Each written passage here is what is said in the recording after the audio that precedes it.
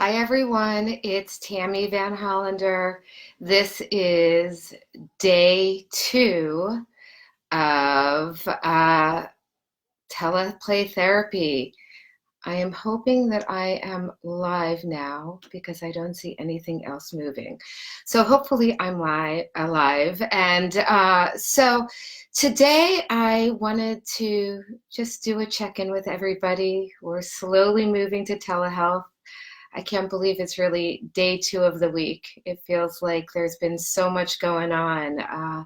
Even though some of our schedules, we don't have as many clients right now, trying to navigate our way through telehealth has been pretty challenging for everybody. So like I said in day 1 video, by all means, I am not an expert on telehealth, and I am here to share resources just like all of you are sharing, so we can just kind of navigate the waters and get through this all together. So today I wanted to talk about bibliotherapy. Many of you know how much I love bibliotherapy, and I am working on a webinar that I did to try to revise it a little bit so I can share some free resources for you guys of how you can incorporate bibliotherapy into your practice. And right now specifically, how do we incorporate it into the telehealth world?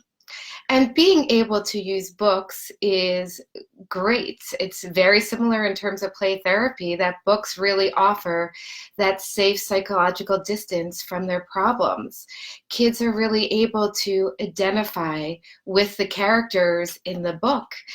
And that's why storytelling is so powerful. So although I was unable to do a split screen, I do have a little of my webinar on my phone. So I am just going to share some of this with you guys. So first, if I can get this working, let's see if we can navigate this a little bit better here. And it doesn't seem to be working. Okay, so I'm just going to give you guys the goals of bibliotherapy for children, because many parents will want to know what is behind the bibliotherapy when we're doing it for telehealth, and for you guys to really recognize when doing notes, what are the goals of the work that we're doing. So some of the goals: 1, identify and validate their feelings. 2, realize that other children have problems similar to their own. 3, it's stimulating conversation and discussion. 4, fostering thought and self-awareness.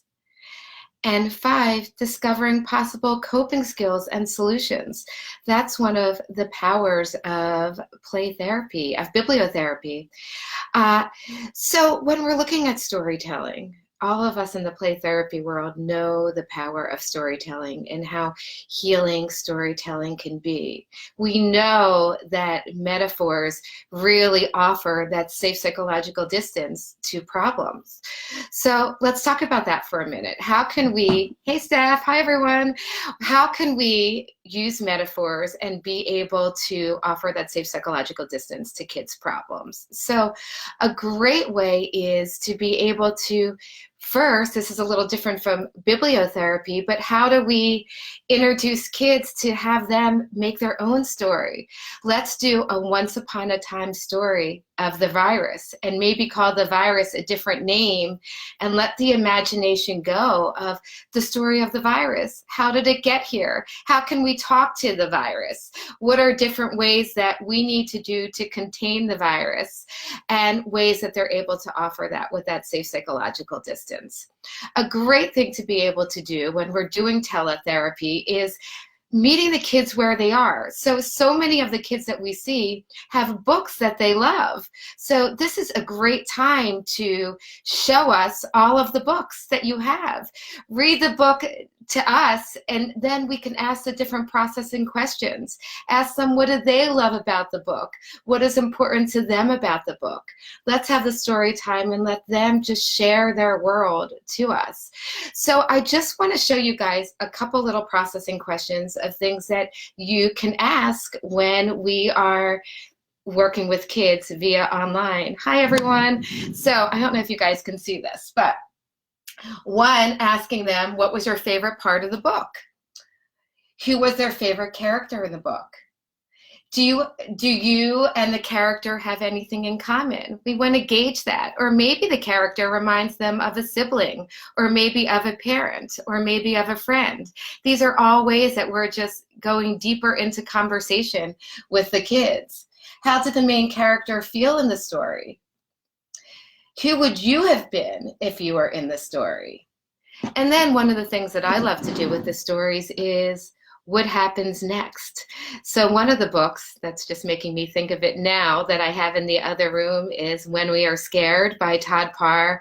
I love that book. And what we often do is we just add on from each page of the poem, and how are kids able to rewrite their own poem.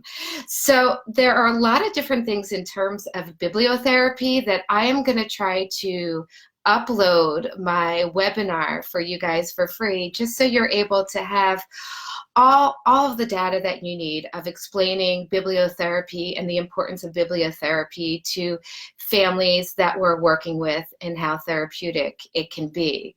So I said I'm going to share a story each time. So one of my favorite stories from Dee Dee at the Self-Esteem Shop is Three Little Words. And if you haven't noticed, yesterday I did What Do You Do with a Problem? That these books are not just for the kids. I think they're also for us. So Three Little Words. Does anybody, I'm going to ask you guys who are live, who knows what the three little words that Dory says are? I'm having you guys be interactive. Anyone? I'm going to wait for you guys to, anyone know them? They're important. Okay, so Dory's three little words are keep on swimming.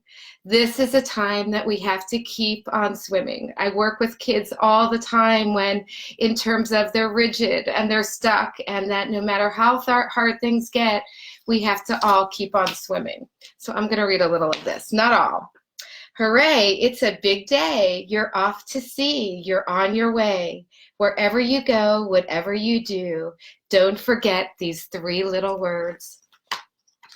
Just keep swimming. Just keep swimming. Just keep swimming. When you find yourself swimming alone, just keep swimming. When you arrive at crossroads, look before you cross. Then just keep swimming. When you don't know where you're going, keep your head up.